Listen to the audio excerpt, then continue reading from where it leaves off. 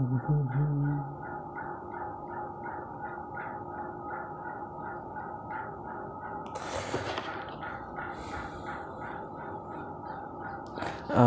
हम matric space start करेंगे। Matric space AMU के सिलेबस का, जिसमें हम कन्वर्जेंस सीक्वेंस को फास्टली समझेंगे। मतलब कि ये फास्ट रिवीजन वो सीरीज है जिसमें क्या है, एग्ज़ाम से 1-2 दिन पहले ही तैयारी हो जाए कि क्या क्या है इसके अंदर। तो इसलिए क्या है, ज़्यादा ड्रिल में नहीं आएंगे, फास्ट रिवीजन है। तो इसे हम स्टार्ट करते हैं इस कन्वर्जेंस सीक्वेंस से। कन्वर्जेंस सीक्वेंस क्या होता है? कन्वर्जेंस सीक्वेंस को जानने से पहले कुछ डेफिनेशन है, उनको जान लेते हैं। एक है सीक्वेंस में क्या होता है, कन्वर्जेंस सीक्वेंस में देखो, सीक्वेंस क्या होता है कि ये क्या एक फंक्शन होता है, मैपिंग होती है नेचुरल नंबर से, जिसका डोमेन क्या होता है, नेचुरल नंबर होता है। और कोडोमेन में क्या आ जाते हैं, real number, complex numbers, continuous function, matrices, sequence भी आ जाते हैं। ओके, तो इसमें क्या है, इसके कुछ एग्जांपल्स हैं। ये मान लो कि 1/n हुआ तो रियल नंबर आ जाएगा, 1 + i/n हुआ तो ये क्या हो जाएगा, अब यहाँ ये कॉम्प्लेक्स नंबर में आ जाएगा ये वाला सीक्वेंस। और साइन n कंटिन्यूअस का देखना है, कंटिन्यूअस फंक्शन का देखना है तो साइन n ये कंटिन्यूअस फंक्शन की तरह काम करेगा। और मैट्रिसेस का देखना है कि कोडोमेन में क्या होगी मैट्रिसेस, तो क्या हो जाएगा 1 0 1/n - 1/n। तो ये भी क्या है, एक सीक्वेंस है किसका, मैट्रिक्स, मतलब कि ये सीक्वेंस है किसके अंदर, मैट्रिक स्पेस के अंदर। ओके, ये डेफिनेशन है, ये फंक्शन होगा। ओके, ये सीक्वेंस की डेफिनेशन है। अब आते हैं इस सीक्वेंस के सब सीक्वेंस। ओके, इसमें क्या होता है कि जो xn क्या है, हमारे पास सीक्वेंस है तो इसका सब सीक्वेंस इसको हमें बताना है। xn के बिलोंग्स टू नेचुरल नंबर से इसे सब सीक्वेंस बताना है। अब देखा xn में देखो ऐड है ये वाला, तो n क्या है, नेचुरल नंबर से आ रहा था। अब ये n के बारे में कहेंगे, सब सीक्वेंस में n के आ रही है, ये क्या होगा, इस n के में k तो नेचुरल नंबर से आ रहा है। और देखो जो n के होगा ना, अब भाई नेचुरल नंबर क्या है 1 2 3, एक तरीके से इंक्रीजिंग वे में ना, 1 2 3 ऐसे इंक्रीजिंग वे में। तो ऐसे n के क्या होगा, एक n के भी क्या एक सीक्वेंस होगा, यहाँ पर जो यूज हो रहा है n के बिलोंग्स टू नेचुरल नंबर से, ये सीक्वेंस है पॉजिटिव इंटीजर्स का। ओके, पॉजिटिव इंटीजर्स का है। इस तरीके से यहाँ पर k की वैल्यू हम रखें तो जो n1 होगा वो सबसे छोटा होगा, 2 रखें तो उससे बड़ा, पर 3, तो ऐसे यहाँ पर जो k की वैल्यू जैसे जैसे रखेंगे जिस टर्म के हिसाब से आएगी, टर्म वाइज क्या ये इंक्रीजिंग है। ओके, तो इस तरीके से होना चाहिए ये वाला सीक्वेंस, तभी हम क्या कहेंगे, इस xn k को हम क्या कहेंगे, सब सीक्वेंस कहेंगे।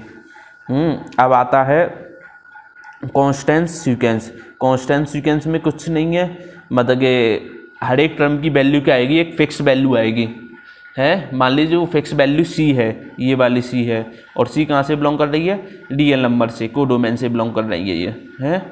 तो यानी कि ये xn = c for all n belongs to capital N से, मतलब कि हर एक नेचुरल नंबर के लिए, हर एक मान लीजिए कोई नेचुरल नंबर n है मान लीजिए कोई, तो हर एक n के लिए क्या है, कोई फिक्स वैल्यू देगा, वो फिक्स वैल्यू है c है, for some c belongs to R से। तो xn, तब इस xn को क्या कहेंगे हम, कांस्टेंट सीक्वेंस कहेंगे। ओके, अब आता है इवेंचुअली कांस्टेंट सीक्वेंस। इसमें क्या होता है कि सीक्वेंस है, उसमें क्या है, मान लीजिए कुछ फाइनाइट टर्म्स तक, जैसे कि ये है, इस सीक्वेंस में यहाँ से लेके यहाँ तक तो हमें क्या है, एक अलग अलग वैल्यू मिल रही है, पर इस कुछ टर्म्स के बाद, इन टर्म्स के बाद हमें क्या है, एक फिक्स वैल्यू मिल रही है, एक कांस्टेंट वैल्यू मिल रही है, वो है 1। हम 2 भी ले सकते हैं, 3 भी ले सकते हैं, पर हमने यहाँ ले लिया 1। तो इस तरीके से ये क्या है, इवेंचुअली कांस्टेंट सीक्वेंस है। और इसे कैसे लिखेंगे, मान लीजिए वो फाइनाइट टर्म्स है कैपिटल N, डिनोट करना, कैपिटल N से हम रिप्लेस कर देंगे किसी पार्टिकुलर वैल्यू को, 3, मान लो 3 पहले 3 टर्म्स हैं, पहले 5 टर्म्स हैं, पहले 100 टर्म्स हैं, वो क्या है, वो है क्या है वो अलग अलग हैं, पर उसके बाद सभी कॉन्स्टेंट्स हैं उसके बाद। ओके, तो वही है कि ये कह रहा है कि एग्जिस्ट करेगा कोई नेचुरल नंबर जिसके बाद सभी टर्म्स क्या हैं, कांस्टेंट हो जाएंगे, उसके बाद आने वाले जो टर्म्स हैं वो कांस्टेंट हो जाएंगे। मान लो जो कैपिटल एन है, जो कैपिटल एन है, तो इससे जितने भी बड़े टर्म्स होंगे उनको हमें एक फिक्स वैल्यू मिलेगी, एक कांस्टेंट वैल्यू मिलेगी उनके बाद, जैसे कि ये बता रहा है। तो देन इस सीक्वेंस को एक्स एन को हम क्या कहेंगे, इवेंचुअली कांस्टेंट सीक्वेंस। ओके, मैंने शॉर्ट में लिख दिया है, एग्जाम के पॉइंट ऑफ व्यू से मैं ये फास्ट रिवीजन सीरीज है, इसमें मैट्रिक स्पेस कंप्लीट होगा। ओके, तो ये कन्वर्जेंस सीक्वेंस का फर्स्ट पार्ट है। ओके, इवेंचुअली कांस्टेंट सीक्वेंस होगा। अब एग्जाम्पल आता है एक्स एन। एक्स एन क्या कहता है, ये एग्जाम्पल है, देख लिया। अब देखो यहाँ पर कुछ रिमार्क है या नोट है कि जो कांस्टेंट सीक्वेंस हैं वो इवेंचुअली कांस्टेंट सीक्वेंस होते हैं, मतलब कि कांस्टेंट सीक्वेंस होगा तो वो इवेंचुअली कांस्टेंट सीक्वेंस कहलाएगा, भी कहलाएगा। Okay, but eventually constant sequence को हम कांस्टेंट सीक्वेंस नहीं कह सकते। ओके, ये है, मतलब कि इधर से कांस्टेंट से इवेंचुअली पर जा सकते हैं, इवेंचुअली से कांस्टेंट सीक्वेंस पर नहीं जा सकते हैं, कन्वर्स ट्रू नहीं है इसका। अब देखो, अब आते हैं हम कन्वर्जेंस सीक्वेंस। हमने कुछ डेफिनेशन थी वो पढ़ ली, अब उन्हीं पर बेस रहे हैं। देखो कुछ नहीं है, मैट्रिक स्पेस के अंदर पढ़ना है तो हमें क्या लेना पड़ेगा, एक्स कॉमा डी एक मैट्रिक स्पेस लेना पड़ेगा। फिर उस अब सीक्वेंस के बारे में पढ़ रहे हैं और उस सीक्वेंस को क्या कन्वर्जेंट दिखाना है, तो हमें क्या लेना पड़ेगा, इस मैट्रिक स्पेस के अंदर एक सीक्वेंस लेना पड़ेगा एक्स एन है। अब कुछ नहीं है, अब देखो इसको क्या है, कोई हमें पॉजिटिव नंबर लेना पड़ेगा। मान लीजिए क्या है, 0, एक पॉजिटिव नंबर लेना पड़ेगा 0 से बड़ा, जस्ट बड़ा, मतलब कि उस इस तरीके से कि देखो इसे समझने के लिए, इस वाली लैंग्वेज को समझने के लिए इस वाले एग्जांपल पर आ जाइए। जैसे कि हमारे पास है ये x N equal to 1/n है, तो n की वैल्यू 1 रखोगे तो कितनी आएगी, 1/1 इजकल टू 1 मिलेगी है। तो यानी कि ये 1 से लेके और जब इन्फिनिटी तक जाएगी तो क्या कहाँ तक टेंड करेगी, 0 तक टेंड करेगी। तो मान लीजिए जब n की वैल्यू 1 रखी तो हमें 1 मिलेगा, 2 रखेंगे तो इसका हाफ मिलेगा, यानी कि 1/2 मिलेगा।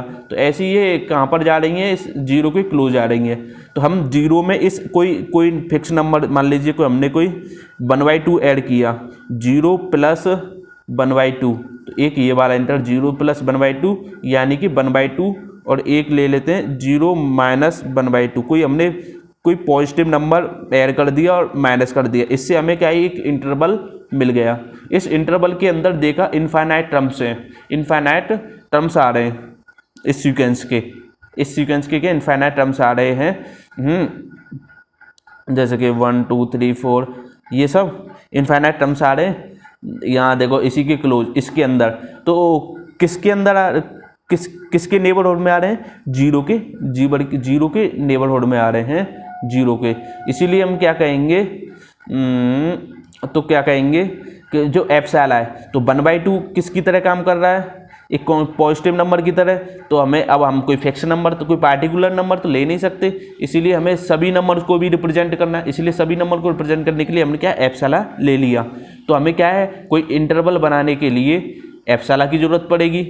उस मान लीजिए 0 कोई लिमिट है इसकी, तो 0 में ऐड करेंगे और 0 में माइनस करना पड़ेगा कुछ, तभी तो एक इंटरवल बनेगा। 1/2 से माइनस 1/2 ये आ गया है, ऐसे एप्सिलॉन से माइनस एप्सिलॉन, एक इंटरवल आ गया। और एक इंटरवल देखेंगे और उसके बाद हम देखेंगे कि इस इंटरवल के अंदर इनफाइनाइट टर्म्स हैं कि नहीं इस सीक्वेंस के, तब इसे हम क्या कहेंगे, कन्वर्जेंस सीक्वेंस कहेंगे। अगर नहीं है तो कोई बात नहीं, ये कन्वर्जेंस सीक्वेंस नहीं है। तो यही एप्सिलॉन लेने का कारण हमारे पास यही है, इंटरवल बनाने के लिए। तो कुछ नहीं है, देखो 4 और एप्सिलॉन पॉजिटिव लेंगे, जैसे 1/2 लिया था वहाँ पे, तो फिर क्या है, ये इवेंचुअली कांस्टेंट का आ गया कि कोई एग्जिस्ट करेगा नेचुरल नंबर, और ये किस पे डिपेंड रहेगा, जो n है, n हमने कैपिटल N नेचुरल नंबर लिया है, ये डिपेंड रहेगा एप्सिलॉन पे। किस रिलेशन से, इस वाले से, देखो 1/N लेस देन एप्सिलॉन होना चाहिए, और हम ये भी कह सकते हैं 1/एप्सिलॉन किससे लेस देन होना चाहिए, कैपिटल एन से। ओके, ये वाला रिलेशन है, तो इसीलिए हम कह सकते हैं ये नेचुरल नंबर किस पे डिपेंड है, एप्सिलॉन पे। ओके, ये हमने यहाँ पे लिखा है। तो क्या है, अब देखो इस तरीके से सच दैट अगर ये चीज़ें तो इस तरीके से होनी चाहिए कि जो डिस्टेंस होगी मैट्रिक स्पेस में हमने क्या देखना है, डिस्टेंस फंक्शन है ये। तो कोई सीक्वेंस है, सीक्वेंस लिया था हमने, इस सीक्वेंस की किसी मान लीजिए किसी पॉइंट से, किसी नंबर से जो डिस्टेंस होगी, जैसे कि आपने यहाँ पर देखा एप्सिलॉन लिया, तो मैक्सिमम 0 से मतलब कि इस 0 से इसके बीच में, यानी कि कोई टर्म आया यहाँ पे x1 x2 x3, तो यहाँ पर x4, तो ये सब क्या है, इस एप्सिलॉन से छोटे ही तो आ रहे हैं डिस्टेंस, मैक्सिमम डिस्टेंस तो एप्सिलॉन है ना, तो फिर और कम होती जा रही है, और कम होती जा रही है, और कम होती जा रही है ये। तो एक तरीके से कहा जाए तो जो dxn, x है वो लेस देन एप्सिलॉन ही आएगा, है लेस देन एप्सिलॉन आएगा ये। तो dxn, x less than epsilon for all n greater then capital n से, वो इवेंचुअली कांस्टेंट वाला ये रहा, यही था ना, ये वाला लगाना है कि फॉर ऑल हर एक के लिए, मतलब कि कैपिटल n तक, कैपिटल n के बाद जितने भी नंबर ऑफ टर्म्स आएंगे उनके लिए ये क्या है, ये कंडीशन डिफाइन है। जैसे यहाँ पर क्या है, 1 था, x1 तक तो है ये, x2 से यानी कि कैपिटल n यहाँ पर क्या है 2 है, तो x2 के मतलब कि x2 से जितने भी नंबर टर्म्स आएंगे वो क्या है, इस कंडीशन को सेटिस्फाई करेंगे, हैं। ओके, तो xn और इस x के बीच में जो डिस्टेंस होगी वो इस पॉजिटिव नंबर से कम होगी। ओके, और इसे दूसरी तरीका से हम ये भी कह सकते हैं कि जो xn की जो लिमिट होगी, जब n को हम नेचुरल नंबर कहाँ से शुरू होता है, 1 से लेके 1 2 3 4 5 इन्फिनिटी तक जाता है, ये है नेचुरल नंबर। तो हम शुरू कहाँ से करेंगे, 1 से शुरू करेंगे। तो जब हम क्या है 1 से शुरू करेंगे, इन्फिनिटी तक ले जाएंगे, तो जो xn की जो लिमिट आएगी वो क्या आएगी, x आएगी। इस वाले में जो लिमिट आई थी 0 आई थी, क्यों, जीरो के जो आसपास number of infinite terms, infinite बहुत सारे इस सीक्वेंस के नंबर ऑफ टर्म्स आ गए थे, इसीलिए क्या होगा, ये लिमिट होगी इसकी। तो इसकी लिमिट क्या आ गई, ये आ गई limit n tending to infinity xn equal to x। और हम ऐसे भी लिख सकते हैं ऐसे कि xn कहाँ पे टेंड कर रहा है, x पर। जैसे यहाँ पर देखा था आपने कि जो n है वो xn है, x1 x2 x3, ऐसे ये किसकी तरफ जा रहे हैं, 0 की तरफ टेंड कर रहे हैं। तो ऐसे ही यहाँ पर कोई हमने ले लिया, ये तो 0 तो कोई पार्टिकुलर नंबर है, पर जो x है तो हमें तो सभी नंबर्स को लेना है, इसीलिए हमने कोई आर्बिट्रेरी, कोई अपनी तरफ से कोई पॉइंट ले लिया x, जो कि 1 2 3 किसी भी रियल नंबर को वो करेगा, मतलब किसी भी नंबर को ले लेंगे इसका रिप्लेस करके, हैं। तो हमने क्या, xn किस पे टेंड करेगा, x पे, एज n किसकी तरफ जाएगा, इन्फिनिटी की तरफ। ये हो गया। अब आते हैं, देखो xn है और इस तरीके से xn बिलोंग करेगा बॉल से, है, मतलब कि मान लो x कोई पॉइंट लिया, इस xn से मतलब कि जो x को मतलब कि x, ये वाला जो x है, इस x की कोई बॉल होगी, x है तो इसकी कोई बॉल होगी, इस बॉल से ये xn क्या है, बिलोंग कर, इस बॉल से क्या है, ये xn है, इस बॉल से क्या xn बिलोंग करेगा। यही condition same to same for all n greater than और इक्वल टू कैपिटल N से। ओके, यही है। तो अब देखो कुछ, ये तो हो गई इसकी कन्वर्जन डेफिनेशन के हिसाब से। तो कन्वर्जन डेफिनेशन को हम किस तरीके से, कि इस तरीके से भी लिख सकते, इस तरीके, देखो हाँ, इस तरीके से भी बता, ये है, और ये कंडीशन भी हो सकती है, ऐसे भी बता सकते हैं, और ये भी बता सकते हैं, ये वाली डेफिनेशन। देखो बॉल से बिलोंग करेगा xn, तो ये वाली कंडीशन लिखनी पड़ेगी। ओके, अब देखो इसके कुछ नोट्स हैं। xn क्या है, हैज लिमिट। जो xn के पास लिमिट है तो इसका मतलब ये कन्वर्जेंट है। अगर लिमिट नहीं एग्जिस्ट करती xn की, इस सीक्वेंस की, xn सीक्वेंस की, तो कन्वर्जेंट नहीं है। अब देखो, अब देखो कांस्टेंट सीक्वेंस क्या होते हैं, कन्वर्जेंस सीक्वेंस होते हैं, क्योंकि अब कुछ भी ले लो ये एक फिक्स वैल्यू आएगी, तो एक तरीके से उसके इस सीक्वेंस के अंदर कितने इनफाइनाइट टर्म्स हैं, तो क्या होगा फिक्स वैल्यू देगा। ये कन्वर्जेंट है, देखो कैसे, फॉर ऑल एफ साला पॉजिटिव वो ले लिया हमने, और एक्स एन माइनस सी होता है, और एक्स एन क्या दे रहा है, X N equal to C के इक्वल था ना, X N equal to constant के अंदर यही तो है, X N equal to C, तो एक्स एन की जगह हम क्या लिख देंगे, सी रख देंगे, तो सी रख दिया इज इक्वल टू 0, और 0 क्या है, इस एप्सिलॉन से, इस पॉजिटिव नंबर से क्या होगा, छोटा होगा। ओके, हर एक नेचुरल नंबर के लिए, फॉर ऑल एन के लिए। अब आता है ये इवेंचुअली कांस्टेंट सीक्वेंस भी कन्वर्जेंट होगा, कैसे, देखो यही है फॉर ऑल एफ, यही condition for all epsilon positive, देखो एक्स एन लेंगे, एक्स एन माइनस सी, तो एक्स एन की वैल्यू रख देंगे तो सी आ जाएगा, 0 आ जाएगा, तो लेस देन एप्सिलॉन हो जाएगा ये, तो वही कंडीशन इवेंचुअली में ये वाली कंडीशन लिखते हैं। ओके, कि N greater than can for all, ये समझे ना, तो देखो, तो ये एक तरीके से कन्वर्जेंट की डेफिनेशन हो गई ना, बस यही है। तो यानी कि कोई भी सीक्वेंस है तो देखो, हाँ ये समझ में आ गया ना, यहाँ तक ये कन्वर्जेंट की डेफिनेशन हो गई। इसके बाद एग्जांपल्स होंगे और कुछ डेरिवेशंस होंगी थ्योरम्स की। ओके, उनको हम करेंगे। ये कन्वर्जेंट सीक्वेंस अच्छे समझ में आ गया आपके।